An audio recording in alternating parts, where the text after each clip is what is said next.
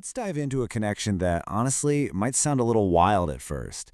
We're talking about a link between the International Monetary Fund, a huge pillar of global finance, and a major name in crypto, XRP. And trust me, this isn't just some random footnote. It could be a sign of a massive shift in how we all think about money. So here's our game plan. First, we'll look at the surprising mention that got this whole conversation started. Then, we're going to dig into the huge, messy problem with global payments that the IMF is trying to fix. After that, we'll explore the tokenized solution they're eyeing, check out the 3 specific models they put on the table, and finally, get to what this all really means. So, how did this all kick off? Well, it all boils down to one single, but incredibly important line buried deep inside an official IMF report. And there it is, straight from their 2023 FinTech note. The IMF, a cornerstone of the traditional financial world, actually named XRP as a potential technology for the future of sending money internationally. Now you might be thinking, 2023, isn't that old news?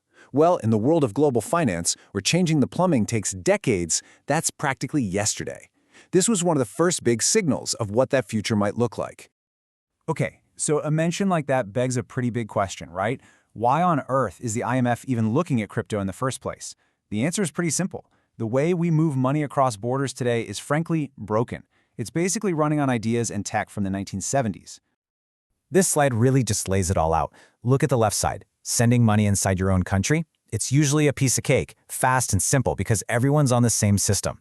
But the second you try to send that money internationally, that's the column on the right, you get thrown into this tangled, complicated mess of different banks that all have to create these fragile trust and credit links with each other. And you can see just how clunky that gets when you break it down. For just one transfer, to get from point A to point B, banks have to jump through all of these hoops. It's kind of like a relay race where each runner has to stop, sign a bunch of legal papers, and check the other runner's credit score before passing the baton. The result? It's slow, it's expensive, and a lot of people just get left out. And this isn't just some abstract problem for bankers in tall buildings. No, this has real consequences for all of us. Those crazy high fees you pay, waiting days for money to arrive, entire countries having limited access to the global financial system, it's all because of this old system that puts way too much power and profit into the hands of just a few giant banks. So, if the old system is a total mess, what's the alternative? This is where that IMF report starts to get really interesting, because it explores a solution that completely flips the script: tokenization. Tokenization is a huge change in thinking. Instead of sending a promise of money through a long chain of middlemen, you basically turn the money itself into a digital token.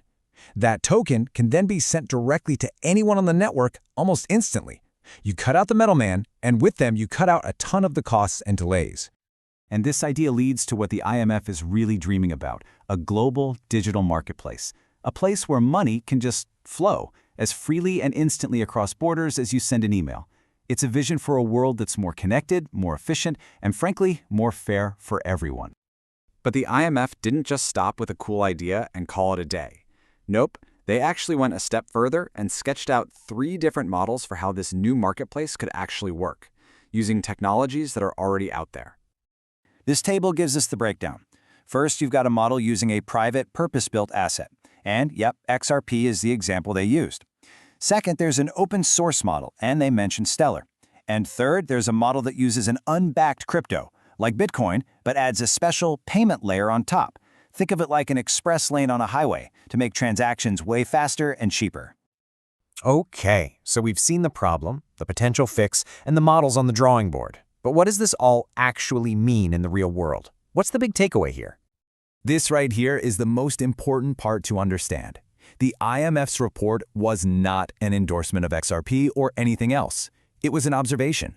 They were basically just mapping out the landscape, looking at the tools that are already being built, and acknowledging, hey, these things exist and they're trying to solve this giant problem. So let's just nail down the key takeaways. Number 1, the highest levels of global finance are admitting out loud that the current system needs a total overhaul.